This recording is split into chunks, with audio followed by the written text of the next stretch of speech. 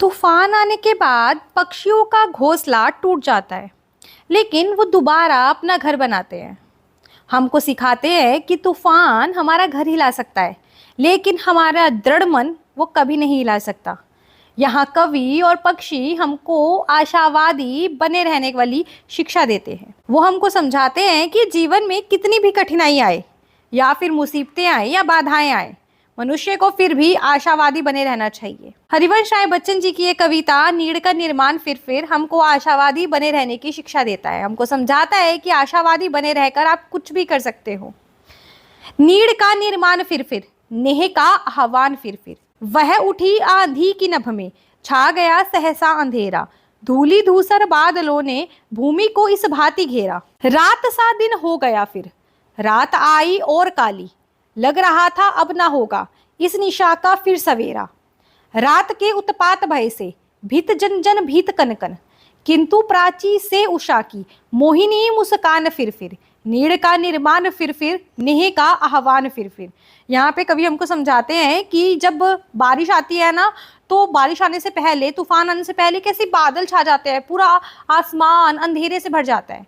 उस टाइम यही लगता है ना कि अब तो रोशनी नहीं होने वाली, लेकिन अगली सुबह फिर रोशनी आती है, दिन वैसे ही निकलता है। ऐसे ही मुसीबत के बाद खुशी सुख जरूर आएगा। वह चले झोंके की कापे, भीम काया वन भुधर, जड़ समेत उखड़ पुखड़ कर गिर पड़े टूटे विटप्पर। हाय तिनको से विनिर्मित घोंसलों पर क्या न बीती, डगमगाए जबकि कंकड़ ईंट पत्थर के महल घर।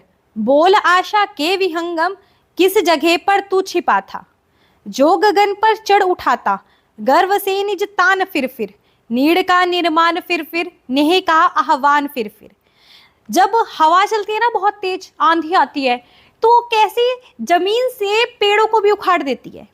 तो पेड़ों पर रहने वाले पक्षी उस कुछ समय के लिए कहाँ चले जाते हैं। हमको लगता है कि शायद पक्षी हमको दोबारा नहीं दिखेंगे, शायद उनके चहचहाने की आवाज़ हमको दोबारा सुनाई ना दे, लेकिन दोबारा से आंधी के रुकने के बाद हमको उनकी आवाज़ सुनाई देती है। क्रुद्ध नभ के व्रज दंतों में उषा है मुस्कुराती, घोर गर्जन मय गगन के कंठ में खग पंक्ति गाती। एक चिड़िया चोच में तिनका लिए जो जा रही है, वह सहस में ही पवन 49 को नीचा दिखाती। नाश के दुख से कभी दबता नहीं निर्माण का सुख, प्रलय के निस्तब्धता से सृष्टि का नव गान फिर नीड़ का निर्माण फिर नेह का आह्वान फिर। यहाँ पर कवि समझा रहे हैं कि जब अंधेरे के बाद, जब तूफान के बाद जो सूरज की किरणें निकलती हैं, जो हमें ऊषा दिखाई देती है, रोशनी दिखाई देती है, वो ऐसे लगता है ना जैसे कि गुस्से में आकाश ने उसको अपने दांतों के बीच में दबा रखा हो, लेकिन फिर भी हमारे को मुस्कुराती हुई दिखाई देती है। इतनी तेज बादलों के गरजने के बाद भी हमको पंछियों की आवाज़ सुनाई देती है। बादलों के बाद हम खुले आसमान को देखते हैं, पक्षियों के चहचहाने की आवाज़ को देखते हैं, हमें कितना सुख मिलता है ना। ठीक उसी तरह जब हमारी ज़िंदगी में दुख होता है, जब हम किसी चीज़ को खो देते हैं, हमें किसी चीज़ का नुकसान होता है, तो उसका दुख तो हमारे पास रहता है, लेकिन उसके बाद जब हम उठ खड़े होते हैं, मुसीबत को पार कर जाते हैं, जब हम किसी चीज़ का निर्माण करते हैं, तो वो खुशी जो होती है ना, वो कहीं ना कहीं बाकी गम को दबा देती है।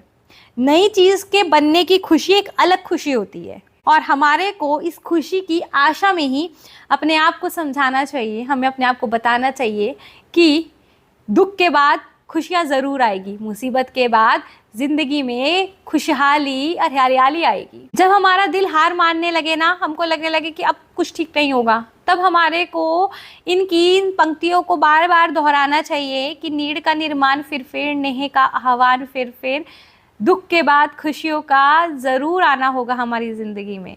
आई होप ये कविता आपको अच्छी लगी। अगर अच्छी लगी है तो इसे लाइक कर देना, शेयर कर देना, चैनल पर पहली बार आए तो इसे सब्सक्राइब करके जाना।